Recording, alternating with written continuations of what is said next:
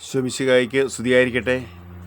ദൈവവചനം ഓരോ മനുഷ്യരെയും എത്രമാത്രം രൂപപ്പെടുത്തുമെന്ന് നമ്മൾ വളരെയേറെ ആത്മാർത്ഥയോടെ ചിന്തിക്കുകയും ധ്യാനിക്കുകയും ചെയ്യേണ്ടതാണ്. ഓരോ ദൈവവചനത്തിനും ദൈവത്തിൻ്റെ പൂർണ്ണമായ സത്തയുണ്ട് എന്ന സത്യം നമ്മൾ മനസ്സിലാക്കണം. ദൈവവചനം ആരൊക്കെ അവകാശപ്പെട്ട് പ്രാർത്ഥിക്കുന്നു അവരുടെയൊക്കെ ജീവിതങ്ങളിൽ ദൈവത്തിൻ്റെ സജീവമായ സാന്നിധ്യം കൊണ്ട് വലിയ വിടുതലും രക്ഷയും സൗഖ്യവും ആനന്ദവും അനുഗ്രഹവും ലഭിക്കുന്നുണ്ട്. അത് തിരിച്ചറിയണമെങ്കിൽ ഏതാനും ചില വചനം നമ്മളൊന്ന് എടുത്ത് ധ്യാനവിഷയമാക്കണം. യെശയ്യാ പ്രവചനം 41 അധ്യായം അതിൻ്റെ 13 വചനം പറയുന്നത്, നിൻ്റെ ദൈവവും കർത്താവുമായി ഞാൻ നിൻ്റെ വലതുകരം പിടിച്ചിരിക്കുന്നു. ശ്രദ്ധിച്ച് കേൾക്കണം. നിൻ്റെ ദൈവവും കർത്താവുമായി ഞാൻ നിൻ്റെ വലതുകരം പിടിച്ചിരിക്കുന്നു. ഞാനാണ് പറയുന്നത്, ഭയപ്പെടേണ്ട, ഞാൻ നിന്നെ സഹായിക്കും. കണ്ട ദൈവത്തിൻ്റെ ഒരു ശക്തമായ ഒരു സാന്നിധ്യമാണ്, വാഗ്ദാന വചനമാണ്. ഞാനാണ് പറയുന്നത്, ഞാൻ നിന്നെ സഹായിക്കുമെന്ന്. നിൻ്റെ ദൈവവും കർത്താവുമായി ഞാൻ നിൻ്റെ വലതുകരം പിടിച്ചിരിക്കുന്നു. ഞാനാണ് പറയുന്നത്, ഭയപ്പെടേണ്ട, ഞാൻ നിന്നെ സഹായിക്കും. അപ്പോൾ ഈ വചനം നമ്മൾ ഭയപ്പെട്ടിരിക്കുന്നവർ, പ്രത്യേകിച്ച് ഭയമുണ്ടെങ്കിലും ഇല്ലെങ്കിലും ഏതെങ്കിലും മേഖലയിൽ ഭാരപ്പെടുന്നുണ്ടെങ്കിൽ ഈ വചനം ഒന്ന് കൂടെ ഒന്ന് ആവർത്തിച്ച് ഏറ്റുപറഞ്ഞ് പ്രാർത്ഥിച്ച് നോക്കിക്കേ. അത്ഭുതകരമായ ഒരു ആനന്ദം, ഒരു സൗഖ്യം ഉണ്ടാകുന്നതായിട്ട് കാണപ്പെടും. അത് റോമർ ലേഖനം 9 അധ്യായം അതിൻ്റെ റോമർ 9:6 വചനമൊന്ന് അത് വളരെ വ്യക്തമായിട്ട് മനസ്സിലാക്കി തരുന്നുണ്ട്. റോമർ 9:6 ദൈവത്തിൻ്റെ വചനം ഒരിക്കലും പരാജയപ്പെട്ടിട്ടില്ല. പരാജയം എന്തൊന്ന് അറിയാത്ത ഒരു സംഗതിയാണ്. ഒന്നാണ് ദൈവത്തിൻ്റെ വചനം. ദൈവത്തിൻ്റെ വചനം എവിടെയെങ്കിലും ആരെങ്കിലുമൊക്കെ ഇതുപോലെ വിശ്വാസത്തോടെ ഒന്ന് ക്ലെയിം ചെയ്ത് പ്രാർത്ഥിച്ച് കഴിയുമ്പോൾ ആ വ്യക്തിയൊക്കെ ജീവിതങ്ങൾ ആ ഭാരപ്പെടുന്ന മേഖലയിലെ വിടുതൽ കൊടുത്തത് സ്വർഗത്തിൻ്റെ ഒരു ആനന്ദം കൊണ്ട് ആ വ്യക്തിയെ ആ പ്രാർത്ഥനാ വിഷയങ്ങളെ ദൈവം ഏറ്റെടുത്ത് അനുഗ്രഹിക്കുന്നതായി കാണാൻ കഴിയും. അതുതന്നെയല്ലേ മത്തായി സുവിശേഷം 24 അധ്യായം 35 വചനം പറയുന്നത്, ആകാശവും ഭൂമിയും കടന്നു പോകും, എന്നാലും എൻ്റെ വചനം കടന്നു പോകില്ല. വചനം അത് ഫലം പുറപ്പെടുവിക്കുന്നതിന് ഈ വചനം എൻ്റെ ജീവിതത്തിൽ അതൊരു മാംസം ധരിക്കണം, അത് എൻ്റെ ജീവിതത്തെ അനുഗ്രഹമായി മാറണം, അതെൻ്റെ വിശ്വാസം വർദ്ധിപ്പിക്കണം, അതെൻ്റെ ജീവിതത്തിൻ്റെ സമസ്ത മേഖലകളെയും ഇങ്ങ് ഉയർത്തി ദൈവത്തിൻ്റെതാക്കി എന്നെ മാറ്റുന്നവരെയും അത് എന്നെ വിട്ടുപിരിയുകയില്ല. അതുകൊണ്ട് ദൈവവചനം നമ്മളിതുപോലെ വിശ്വസിച്ച് സ്നേഹത്തോടെ എളിമയോടെ ദൈവവചനം പറഞ്ഞ് പ്രാർത്ഥിക്കുമ്പോൾ അതിൻ്റെ അനുഗ്രഹം വളരെ വലുതാണ്. അത് സാമുവേലിൻ്റെ 1 സാമുവേൽ 2 അധ്യായം 30 വചനം ഇങ്ങനെ പറയുന്നത്, എന്നെ ആദരിക്കുന്നവനെ ഞാനും ആദരിക്കുന്നു. അത് ദൈവവചനത്തെ നമ്മൾ ആദരിച്ചാൽ, ദൈവവചനം നമ്മൾ ബഹുമാനിച്ചാൽ, ദൈവവചനത്തെ നമ്മൾ വില കൊടുത്താൽ, ദൈവവചനം ഹൃദയത്തിൽ പേറിയാൽ, അങ്ങനെയാകുമ്പോൾ ദൈവം നമ്മളെയും ദൈവത്തിൻ്റെ ഹൃദയത്തിൽ നമ്മളെയും പേറുമെന്നാണ് ഇവിടെ വചനം പറഞ്ഞു വരുന്നത്. വീണ്ടും യോഹന്നാൻ്റെ സുവിശേഷം 1 അധ്യായം അതിൻ്റെ 15 വചനം, ആ വെളിച്ചം ഇരുളിൽ പ്രകാശിച്ചിരുന്നു, അതിനെ കീഴടക്കാൻ അന്ധകാരത്തിന് കഴിഞ്ഞില്ല. ഈ വചനമാകുന്ന വെളിച്ചം, യേശു ആകുന്ന വെളിച്ചം എപ്പോഴും എൻ്റെ ഉള്ളറകളെ, ഞാൻ എൻ്റെ ഭാരപ്പെടുന്ന മേഖലയെ ഉള്ളറകളെ പ്രകാശിപ്പിക്കുന്ന ഒന്നാണ്. ഏത് തിന്മയുടെ അന്ധകാര നാരികയോ പൈശാചികശക്തികളോ നെഗറ്റീവ് എനർജിക്കോ മറ്റ് ഭാരപ്പെടുന്ന സമസ്ത മേഖലകളെയും അത് കീഴ്പ്പെടുത്താൻ ദൈവത്തിൻ്റെ ഈ വചനമാകുന്ന വെളിച്ചത്തിന് കഴിയും. ലോകത്തിൻ്റെ പ്രകാശമായവൻ്റെ, അതെ, അവൻ്റെ വചനമാകുന്ന വെളിച്ചത്തിന് എന്നെ ഭാരപ്പെടുത്തുന്ന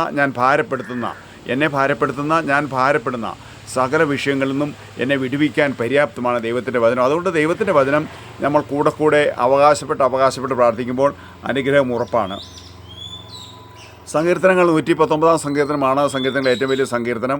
അതിൻ്റെ അത് 176 വചനങ്ങളുണ്ട്. ഈ 119 സങ്കീർത്തനം അതിൻ്റെ 72 വചനം നമ്മളൊന്ന് വളരെ ശ്രദ്ധാപൂർവ്വം ധ്യാനിക്കേണ്ടത്. ആയിരക്കണക്കിന് പൊൻവെള്ളി നാണയങ്ങളെക്കാൾ അങ്ങയുടെ വചനത്തിൽ നിന്ന് പുറപ്പെടുന്ന നിയമമാണ് എനിക്ക് അഭികാമ്യം. ശ്രദ്ധിച്ച് കേൾക്കണം. ആയിരക്കണക്കിന് പൊൻവെള്ളി നാണയങ്ങളെക്കാൾ അങ്ങയുടെ വചനത്തിൽ നിന്ന് പുറപ്പെടുന്ന വചനമാണ് എനിക്ക് കൂടുതൽ അഭികാമ്യമെന്ന് പറഞ്ഞാൽ മറ്റ് ഏത് ഭൗതികമായ നേട്ടങ്ങളുണ്ടെങ്കിലും അതേക്കാൾ 10,000 മടങ്ങ് വലുതാണ് ദൈവവചനത്തിൻ്റെ ശക്തി. അപ്പം ദൈവവചനം എന്നിൽ രൂപപ്പെട്ട് കഴിഞ്ഞാൽ പിന്നെ എനിക്ക് മറ്റൊന്നിനേക്കും തിരിഞ്ഞു നോക്കേണ്ടി വരികയില്ല. ദൈവത്തെ ഞാൻ ശരിക്കും ആശ്രയിക്കും, എൻ്റെ വിശ്വാസം വർദ്ധിക്കും, ഞാൻ ദൈവവിശ്വാസത്തിൽ ആഴപ്പെടും, അനേകർക്ക് ഈശോയെ കൊടുക്കുന്ന വ്യക്തിയായി മാറും. വീണ്ടും 119 സങ്കീർത്തനം അതിൻ്റെ 89 വചനം, കർത്താവേ അങ്ങയുടെ വചനം സ്വർഗത്തിൽ എന്നേക്കും സുസ്ഥാപിതമാണ്. കർത്താവേ അങ്ങയുടെ വചനം സ്വർഗത്തിൽ എന്നേക്കും സുസ്ഥാപിതമാണ്. അത് സ്ഥിരമായ സംവിധാനമാണ്. അത് സ്വർഗത്തിൽ സുസ്ഥാപിതമായ വചനം ഞാൻ അവകാശപ്പെട്ട് പ്രാർത്ഥിക്കുമ്പോൾ എന്നിലേക്കും ഈ സ്വർഗത്തിൻ്റെ അനുഗ്രഹം പകരപ്പെടുമെന്നുള്ള വലിയ യാഥാർത്ഥ്യം നമ്മൾ തിരിച്ചറിയണം. വീണ്ടും നിയമാവർത്തനങ്ങളുടെ പുസ്തകം 28 അധ്യായം 1 നിയമാവർത്തനങ്ങൾ 28:1, നിൻ്റെ ദൈവമായ കർത്താവിൻ്റെ വാക്ക് കേട്ട് ഇത് ഞാൻ നിനക്ക് നൽകുന്ന കൽപ്പനകളെല്ലാം സൂക്ഷ്മമായി പാലിക്കുമെങ്കിൽ അവിടുന്ന് നിന്നെ ഭൂമിയിലെ മറ്റെല്ലാ ജനതകളെക്കാൾ ഉന്നതനാക്കും.